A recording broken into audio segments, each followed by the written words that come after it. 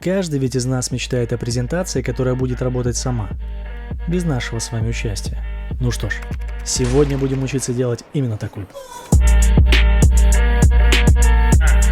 Привет, я Антон Гоголев, кое-что понимаю в презентациях. Прежде чем вам сделать презентацию, которая будет работать сама без вас, нужно учесть вот что. Существует два вида презентаций. Для демонстрации, это когда вы выступаете на ее фоне, и в этом случае как раз таки подойдут слайды.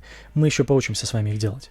А второй вид презентаций для пересылки. Из названия понятно, что с такой презентацией делают. Уверен, что многие из вас слышали заветное «перешлите вашу презентацию на почту» и испытывали после этого облегчение, потому что кажется, что все дальше пойдет по накатанной и сработает само. У меня для вас плохие новости. В 90% случаев эта фраза означает «отстаньте от меня, просто скиньте мне что-нибудь на почту, этот файл я никогда не открою, мы с вами, скорее всего, больше никогда не увидимся». Всего хорошего! Так происходит, потому что чаще всего мы с вами отправляем слайды для демонстрации. Те слайды, которые нужно проговаривать, которые нужно как-то комментировать и объяснять своей аудитории. Эти слайды категорически не подходят для того, чтобы изучать их самостоятельно. Вы даже не представляете, как часто я слышу фразы из серии «на этих слайдах так много текста, потому что чтобы можно было их почитать, когда я отправлю их на почту, и там столько полезной информации, номера дел или выписки из статей или из каких-то научных журналов». Так это не работает. Вот вам первое откровение на сегодня. Презентации для пересылки слайды подходят меньше всего. Что же вам остается делать? Я вижу три рабочих формата. Видео, файл-брошюра или в крайнем случае слайды, но которые идеально подходят для просмотра на компьютере, а еще лучше на мобильном телефоне.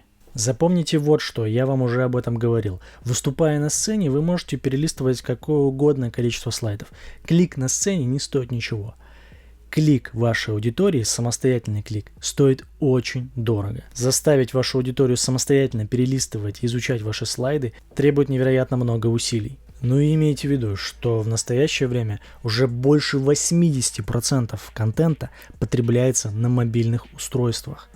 Ваши слайды для демонстрации, скорее всего, не подойдут ни для одного телефона. Если вы рассчитываете, что кто-то ваши слайды на телефоне перевернет и будет смотреть в горизонтальном формате, не питайте пустых иллюзий, не будьте такими наивными. Это дополнительное действие для вашей аудитории, для вашего респондента.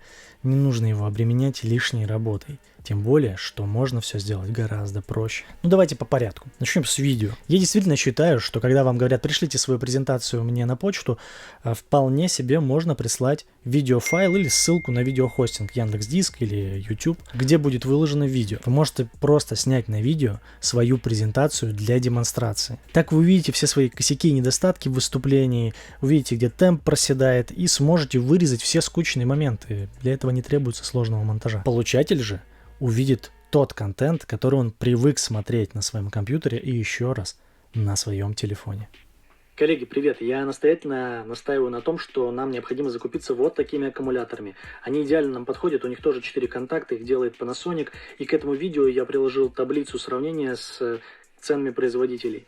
Посмотрите, что подходит нам лучше, и, пожалуйста, отпишитесь мне, отдел закупок и отдел согласования тендеров. Это очень важно, нужно сделать это как можно скорее. Спасибо. Файл-брошюра. По сути, это все ваши слайды на одной странице. Есть даже такой стиль слайдов, японский слайд, когда вся информация засунута на один экран. Вот это очень хорошо подойдет для пересылки. Чем меньше кликов, движения мышкой или скроллов по экрану нужно будет делать вашей аудитории, вашему респонденту, тем лучше. Но верстать такой слайд лучше сразу под телефон. Я уверяю, что скорее всего уже не в 80% случаев, а во всех 90% ваш файл впервые откроют на телефоне. Вот вы откинете его в почту, придет нотификация на телефон, человек откроет, увидит какие-то горизонтальные картинки и подумает, это надо садиться на работе, за компьютером смотреть, опять это рутина. А это может быть опять удобная картинка в вертикальном формате. Прелесть такого файла, и почему я его называю брошюра, в том, что его еще можно распечатать. И эту распечатку держать перед глазами или даже раздавать, если хотите. Надеюсь, до этого не дойдет, если честно. Ну и последнее. Удобные слайды для пересылки. Что здесь я имею в виду?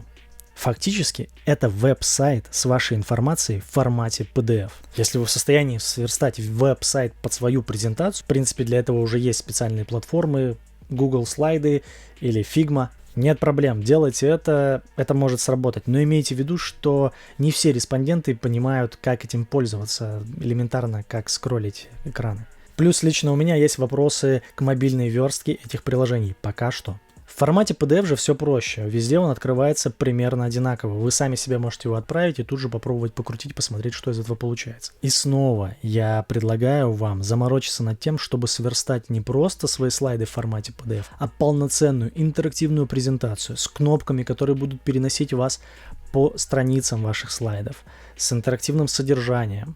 И лучше всего сделать такую презентацию, такой набор слайдов в двух форматах: под телефон и под компьютер. Вы прям можете оба файла скидывать и так и назвать их. Человек, получивший письмо, у которого тема «Слайды от Антона Гоголева», а внутри два файла, скорее всего поймет, что ему делать, какой и на чем открывать. Если нет, то, наверное, такой респондент мне не нужен. Помните, что ваши презентации для пересылки конкурируют с TikTok, Инстаграмами, новостными пабликами. Такая презентация должна переходить к сути в первые 10 секунд после знакомства с ней. Не стесняйтесь обращаться к своей аудитории со страниц такой презентации. Комментируйте то, что происходит на слайдах или на видео. Взаимодействуйте со своим респондентом, со своей аудиторией. И не забывайте, что ваши презентации должны быть всегда вне редактируемых форматов. Никаких файлов PowerPoint, Word или Keynote. Только JPEG, PDF или видеоформаты. Итак, если вы все еще надеетесь, что ваши слайды для демонстрации с очень полезными таблицами и графиками отлично сработают при пересылке, то либо у вас не слайды для демонстрации, либо вам следует основательно пересмотреть свой подход к презентации. Вернитесь к другим выпускам моих подкастов и начните с самого начала. А на этом пусть сегодня будет все. Пока.